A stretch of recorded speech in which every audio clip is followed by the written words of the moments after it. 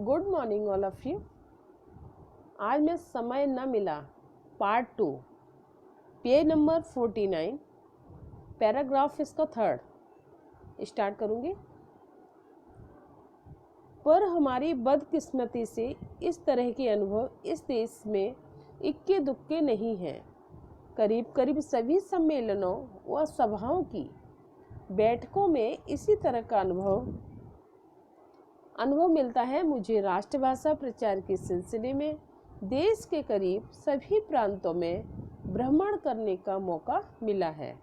समय की तत्परता के संबंध में सभी सूबों की कहानी करीब एक सी है। मीटिंग का समय पर शुरू होना हमेशा अपवाद रहा करता है, नियम नहीं है। उड़ीसा में तो कई जगह मुकर्रर किए हुए वक्त से 2 घंटे बाद मीटिंग शुरू करने का रिवाज ही पड़ गया।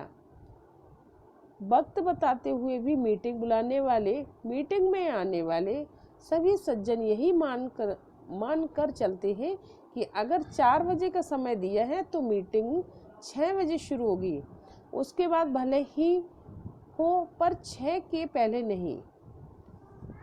तो यहाँ पर हमारी बदकिस्मती से इस तरह के अनुभव देश के कहने का है। देश में हर जगह ये अनुभव अपनी उम्र के हिसाब से कह सकते हैं, इतना तो अनुभव हो चुका है कि इक्के दुक्के नहीं है। ये तो बहुत ज़्यादा है कि जो वक्त दिया जाता है उस वक्त पर कोई नहीं आता है। करीब करीब सभी सम्मेलनों व सभाओं की बैठकों में इसी तरह का अनुभव मिलता है। और कितने भी सम्मेलन हो रहे हैं, बैठकें, सभाएं जो होती हैं, उसके अनुसार ये अनुभव मिलता है कि सभी ये लेट ही शुरुआत होती है इनकी। मुझे राष्ट्रभाषा प्रचार के सिलसिले में देश के करीब सभी प्रांतों में भ्रमण करने का मौका मिला। आगे लेखक कहता है कि राष्ट्रभाषा के प्रचार में तो देश के करीब सभी, मतलब बहुत सारे, सभी लगभग प्रांतों में भ्रमण यानी घूमने का मौका मिला। समय की तत्परता के संबंध में सभी सूबों की कहानी करीब एक सी है। और समय की तत्परता यानी जल्दी की सभी सूबों, सभी क्षेत्रों में एक जैसी ही देखने को मिली। मीटिंग का समय शुरू होना हमेशा अपवाद रहा है। जब भी मीटिंग होती है तब भी एक अपवाद, मतलब उसका होता है कि सब मीटिंग होनी है कम से कम 1 बजे, मानो तो 1:30 बजे आ रहे, 2 बजे आ रहे, ये मतलब घंटे 2 घंटे लेट चलती है। नियम नहीं है, कोई नियम नहीं है इसका। उड़ीसा में तो ये कई जगह मुकर्रम किए गए हैं कि 2 घंटे बाद मीटिंग, यानी मीटिंग का जो समय दिया जाता है तो उसके 2 घंटे बाद मीटिंग का रिवाज पड़ गया है। वक्त बताते हुए भी मीटिंग बुलाने वाले, मीटिंग में आने वाले और सभी सज्जन यही मान लेते हैं कि अगर 4 बजे का समय दिया है तो मीटिंग में 6 बजे जाना है। उसके बाद भले ही वो 6 के पहले क्यों ना हो, तो पहले की ये मान के चलते 2 घंटे, तो वहाँ का रिवाज ही हो गया है कि हमें जो समय दिया गया है उसके 2 घंटे बाद कार्य शुरू होगा। Next paragraph. आप यह न समझ बैठे कि यह हाल हमारे देश का ही है। इंग्लैंड व यूरोप के दूसरे देशों में भी समय की बर्बादी दिल खोल कर की जाती है। वहाँ की सभाएं वक्त पर होती हैं, पर लोग समय के पाबंद भी हैं। लेकिन अगर सिनेमा व थिएटर के टिकट लेने के लिए लंबी लंबी कतारों का दृश्य आप देखें तो हैरान होंगे कि लोग इतने व्यस्त दिखते हैं और सड़कों पर भी दौड़ दौड़ कर चलते हैं। वे इन कतारों में 2-2, 3-3 घंटे लगातार किस तरह खड़े रहते हैं और केवल यही राह देखते हैं कि कब टिकट घर से खिड़की खुले। इन कतारों में जवान, बूढ़े, स्त्री, पुरुष सभी रहते हैं। कभी कभी 3 घंटे खड़े रहने के बाद भी थिएटर में जगह न रहने के कारण कुछ लोगों को वापस जाना पड़ता है। तो आप यह ना समझ बैठे कि यह हाल हमारे देश का है। इंग्लैंड, यूरोप में देशों को समय की बर्बादी दिल खोलकर की जाती है। वहाँ पे भी कोई समय का पाबंद नहीं है। यहाँ की सभाएं वक्त पर होती हैं, जो सभाएं होती हैं वो तो समय पर होती हैं। लोग समय के पाबंद भी हैं, समय पर आते भी हैं। लेकिन अगर सिनेमा थिएटर घर की टिकट के लिए अगर जाना पड़े हो ना, तो लंबी लंबी कतारें यानी लाइनों में खड़े होते हुए हैरान हो जाएंगे आप लोग देखते। इतने व्यस्त दिखाई देते हैं कि रोडों पे भागते दौड़ते नजर आते हैं और सड़कों पे भी दौड़ दौड़ कर चलते हैं। वे इन कतारों में लेकिन जो टिकट के लिए खड़े होते हैं वहाँ 2-2 3-3 घंटे खड़े रहते हैं और ना केवल यही राह देखते हैं कि कब खिड़की खुले और कब हमें टिकट मिले। इन कतारों में जवान बूढ़े बच्चे सभी रहते हैं। कभी कभी तो ये 3-3 घंटे खड़े रहने के बाद थिएटर में जगह न मिलने के कारण कुछ लोगों को तो वापस ही जाना पड़ता है। तो कहने का है कि जहाँ मीटिंग वगैरह होती है, सभाएं होती हैं, वहाँ तो समय पर हो जाता है सब कुछ, लेकिन जब वो समय की बर्बादी का वो समय देखा जाता है दृश्य, तो वहाँ देखा जाता है जो पिक्चर हॉल है, तो वहाँ पर थिएटर वगैरह, तो वहाँ पर घंटों वो बर्बाद कर देते हैं।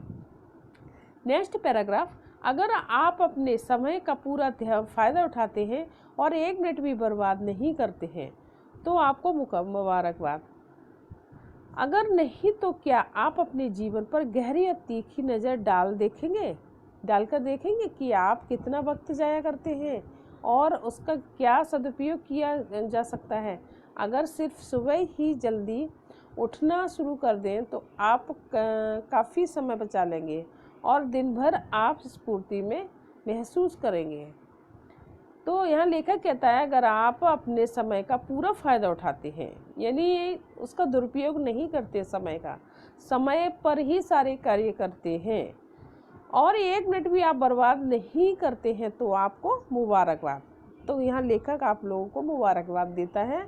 अगर नहीं तो आप क्या अपने जीवन में गहरी और तीखी नज़र डाल सकते हैं, आप अपने आप में गहराई से देख सकते हैं कि आप कितना वक्त जाया करते हैं यानी बर्बाद करते हैं और क्या आप सदुपयोग किया जा सकता है। तो जो बर्बाद समय होता है उसको क्या सदुपयोग किया जा सकता है।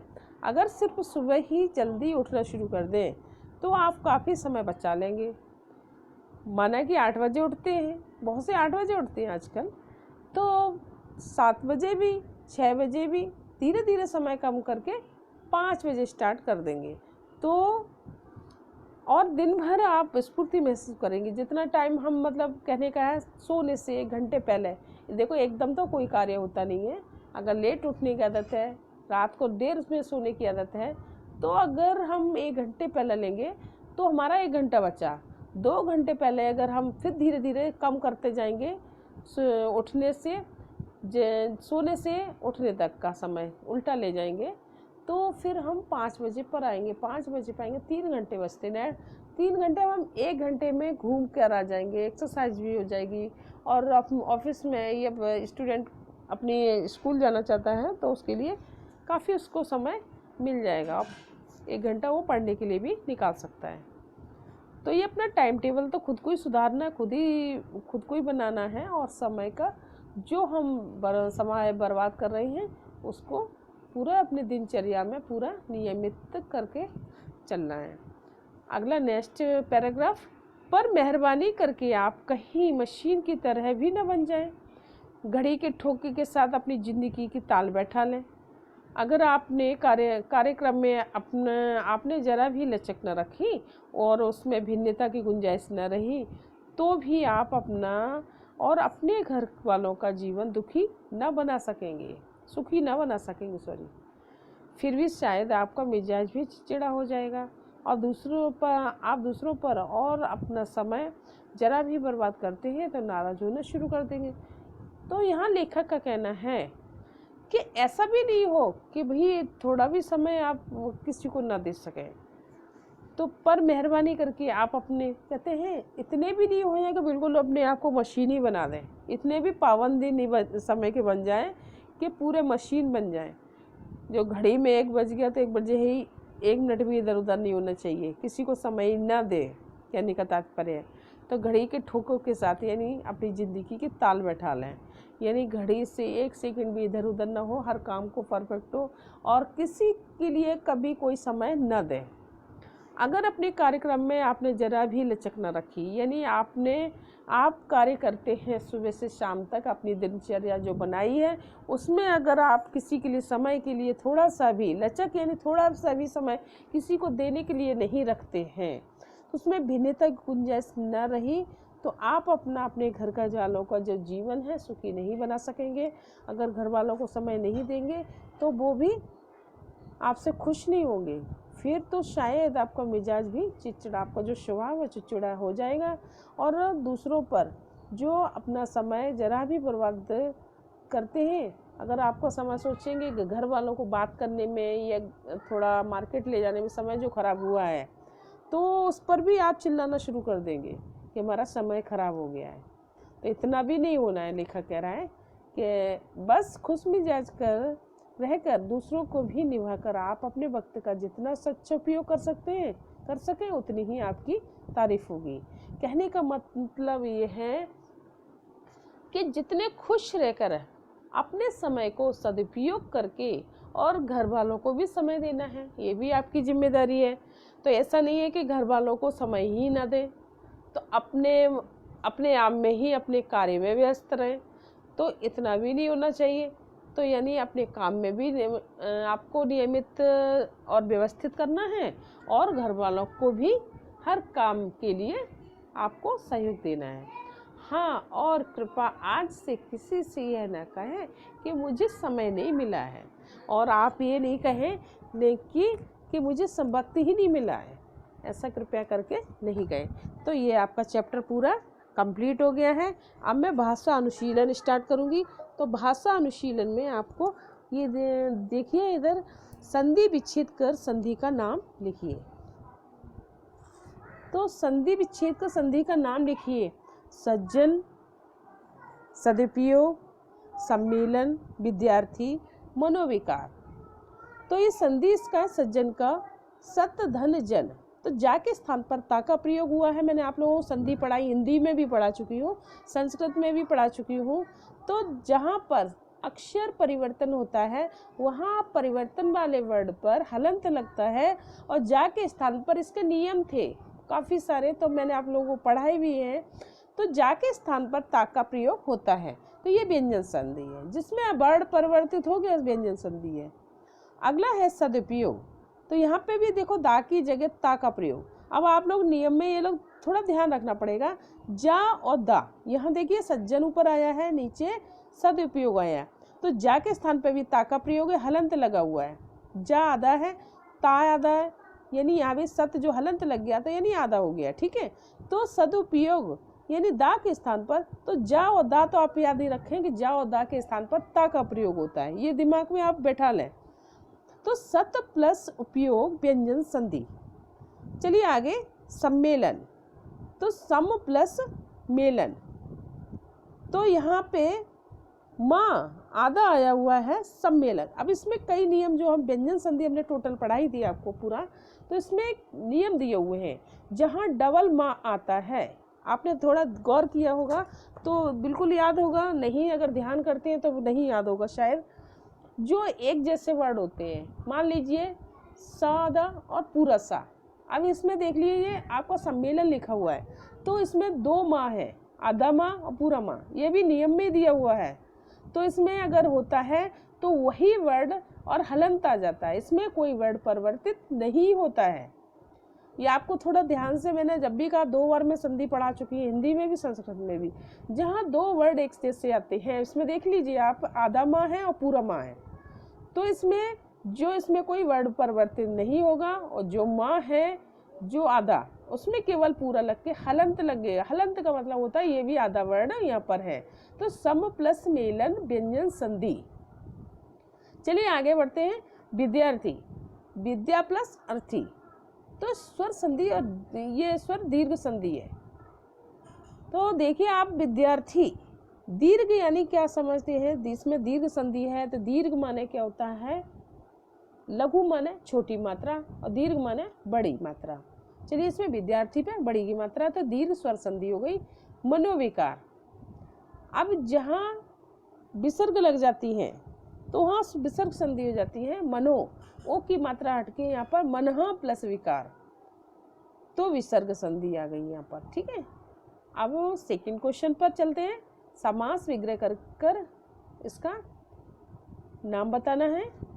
तो यथा समय, अस्त व्यस्त, ऊंच नीच, अर्थव्यवस्था, पंचतंत्र और गजानन। तो यथा समय, समय के अनुसार, ये समास का चैप्टर भी आप लोगों को दोनों में मैंने पढ़ा दिया है, हिंदी में भी संस्कृत में भी। और हर साल पढ़ते चले आ रहे हैं, तो आप लोग थोड़ा व्याकरण पर विशेष ध्यान दें। यथा समय, समय के अनुसार, अव्ययी भाव है, क्योंकि यथा क्या है आप लोग समझ सकते हैं, अव्यय है, जैसा वाक्य में कोई परिवर्तन नहीं होता, ऐसा क्या वैसा प्रयोग में किया जाता है। अस्त व्यस्त, जहाँ अस्त व्यस्त, तो यहाँ पर और का लोप है, जहाँ और का लोप होता है वह द्वंद्व समास, तो अस्त और व्यस्त, इसमें और जुड़ जाएगा। ऊंच नीच, तो ऊंच नीच, इसमें भी ऊंच और नीच, यानी दोनों समास क्या है, दोनों प्रधान है इसमें। अस्त व्यस्त में भी दोनों प्रधान है, ऊंच नीच में भी दोनों प्रधान है, ऊंच और नीच, द्वंद्व समास। अर्थव्यवस्था, अर्थ की व्यवस्था, जहाँ पर विभक्तियों का प्रयोग किया जाता है वहाँ पर तत्पुरुष समास होता है, तो यहाँ पे अर्थ की व्यवस्था की विभक्ति आ गई है, तो ये हो गया तत्पुरुष समास।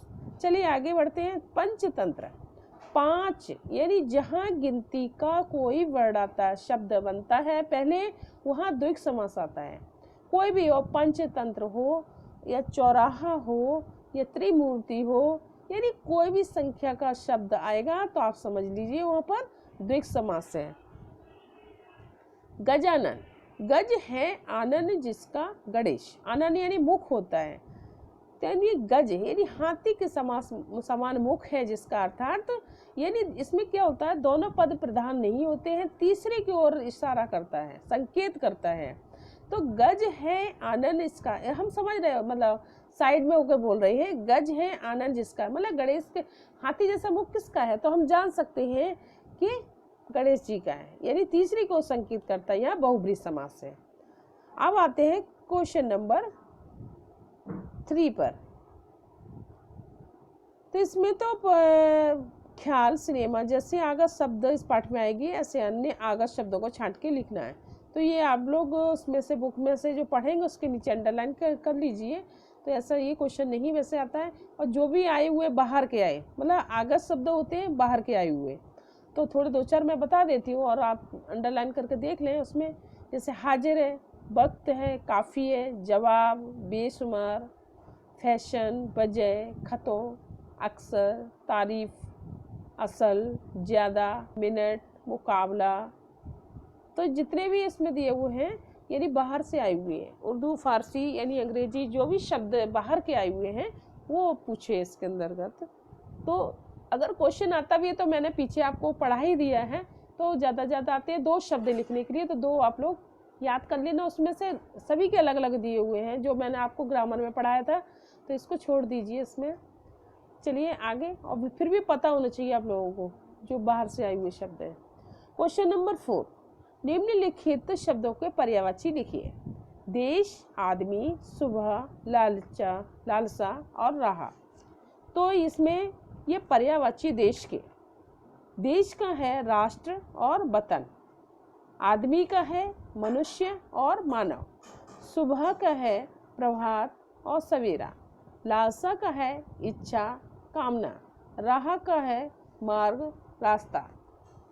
अब इसमें वाक्यों प्रयोग कीजिए, इन शब्दों को करना है। टाल मटोल, ये तो आप अपनी मर्जी से कर सकते हो, कोई भी अच्छा सा वाक्य बना के, फिर भी मैं बता देती हूँ आप लोगों को। टाल मटोल करना, तेरे बितेरे रोना, राह देखना, मशीन बन जाना। तो टाल मटोल करना, महेश हर बार टाल मटोल करके चला जाता है। सेकंड है, पुलिस को देखकर भी भीड़ भाड़ तितिर बितिर हो गई। थर्ड, गोपियां श्री कृष्ण की राह देखती रहती थी। 4 है, व्यक्ति को मशीन नहीं बनना चाहिए, समाज में मिलना जुलना भी जरूरी होता है। अब है 6 क्वेश्चन नंबर, निम्नलिखित वाक्यों को निर्देशानुसार परिवर्तित कीजिए। गोपाल कल आएगा, इसको निषेधात्मक में करना है, तो गोपाल कल नहीं आएगा। और सेकंड करना है प्रश्नवाचक में, वो क्या गोपाल कल आएगा, तो ये हो गया प्रश्नवाचक में। विस्मय बोधक में अगर बनाना है, आहा गोपाल कल आएगा, आहा। अच्छा, विस्मय बोधक में आप लोग समझते हैं, अरे, ओह, वाह, आहा, अरे, तो ये सारे किसके वर्ड हैं, ये विस्मयबोधक की। संदेहवाचक, अब इसी वाक्य को सभी में परिवर्तित करना है। संभवतः गोपाल कल आएगा। तो ये आपका चैप्टर पूरा कंप्लीट हो चुका है। आप अच्छे से आप लोग इसको पूरे चैप्टर को पढ़कर, और जो भी हमने भाषा अध्ययन में पढ़ाया है तो ये आप भाषा अनुशीलन का पूरा याद करें, अच्छे से पढ़ें, और क्वेश्चन आंसर भी साथ में आप लोग करते जाएं अच्छे से याद।